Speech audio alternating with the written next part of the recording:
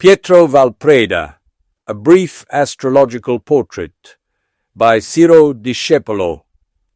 It is the birth chart of a compensated Virgo with a heavy 12th house to carry on his shoulders, a dominant Jupiter, and a Mars-Uranus opposition that speaks of pyrotechnic twists throughout his life. The almost dominant desire of any self-respecting compensated Virgo is to hurl a slingshot at a window pane, both literally and figuratively, that is, against a real glass pane, or toward the so-called silent majority. Those who possess such strong values in their birth chart usually do everything possible to dress poorly and appear foul or stolid, using deliberately scurrilous language.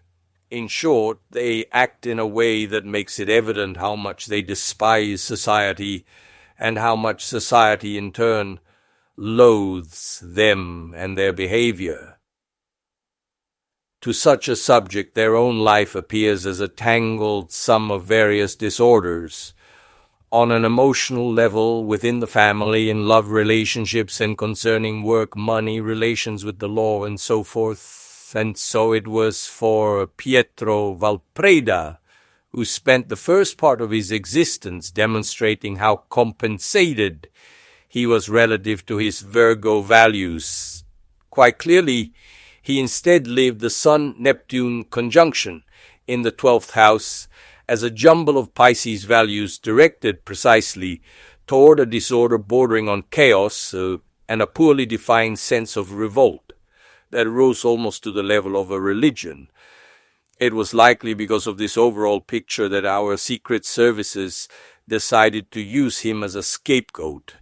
In the Piazza Fontana massacre, one of the worst pages in Italian Republican history, Valpreda was arrested, thrown to the press, subjected to public mockery, and singled out as public enemy number one, a kind of concentrate of cynicism, ferocity, demonic strategy, and anything else one might imagine.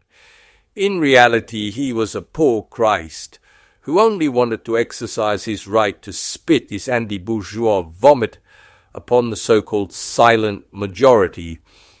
But the stars had chosen him to bear a cross, strong 12th house values, and he was forced to carry it through years of imprisonment and hardship, not to mention the moral weight of the infamous accusations leveled against him.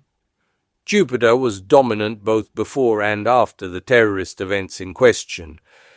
At first, he became one of the most famous terrorists in the world, earning the covers of major Italian and foreign newspapers. Later, when all the lies concerning him came to light, that Jupiter rightly granted him the halo of a martyr and allowed him to live almost another life, this time covered with honors and recognition from at least half the world, which elected him as a universal symbol of dirty politics as the rest is detail. Excerpted from the book L'interpretazione del tema natale by Ciro Discepolo,